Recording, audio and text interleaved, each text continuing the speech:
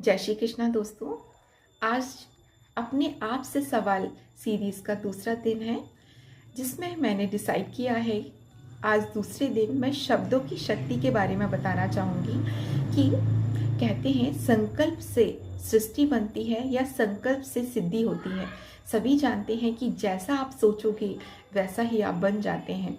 अगर आप सकारात्मक सोचते हैं तो आप सकारात्मकता को प्रदर्शित करेंगे, लेकिन आप नेगेटिव हैं, नकारात्मक ऊर्जा का ऑरा आपके चारों तरफ रहेगा। तो कहने का मतलब यही है कि आप हमेशा पॉजिटिव रहिए।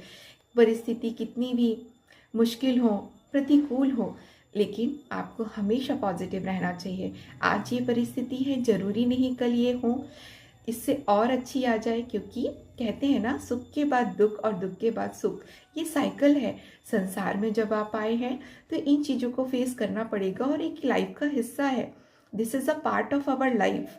सो टॉलरेट करना हमारा अपना कर्म है, राइट। सो जैसे मैं कहना चाहती थी कि शब्दों की शक्ति अपार होती है। शब्द केवल बोलने का माध्यम नहीं होते, शब्दों की अपार शक्ति होती है। शब्द बोलने से, जैसे हम किसी से बात कर रहे हैं, अगर हम उसे पॉजिटिव वे में बात करेंगे तो वो अच्छा रिस्पॉन्स देंगे, लेकिन अगर हम नेगेटिवता के साथ, नकारात्मकता के साथ उसको जवाब देंगे या उससे बात करेंगे तो उसका रिप्लाई भी कुछ इसी तरह का होगा जो पूरे वातावरण को खराब कर देगा।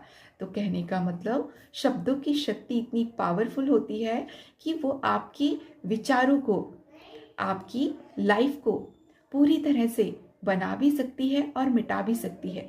जीवन की दिशा बदलने की शक्ति रखती है। शब्द हमारे जीवन में बहुत अनुकूल परिस्थिति में अगर हम प्रयोग कर रहे हैं तो बहुत अच्छी बात है, लेकिन अगर हम किसी से बात करते टाइम हम जो शब्द बोलते हैं वही हमारे विचार बनते हैं, राइट। जैसे मैंने कहा, हमारे विचार ही हमारा भविष्य बनाते हैं। अगर एक छोटा सा वाक्य किसी को तोड़ सकता है तो किसी की भावनाओं को ठेस पहुंचा सकता है, या फिर किसी के सपनों को तोड़ भी सकता है। शब्द किसी को हौसला दे सकते हैं तो किसी का आत्मविश्वास भी बढ़ा सकते हैं। शब्द किसी का मनोबल भी गिरा सकते हैं। तो इन्हीं शब्दों के साथ मैं यही कहना चाहूँगी कि शब्द अदृश्य होते हैं, लेकिन उनका असर बहुत गहरा होता है। शब्द अदृश्य होते हैं, लेकिन उनका असर बहुत गहरा होता है।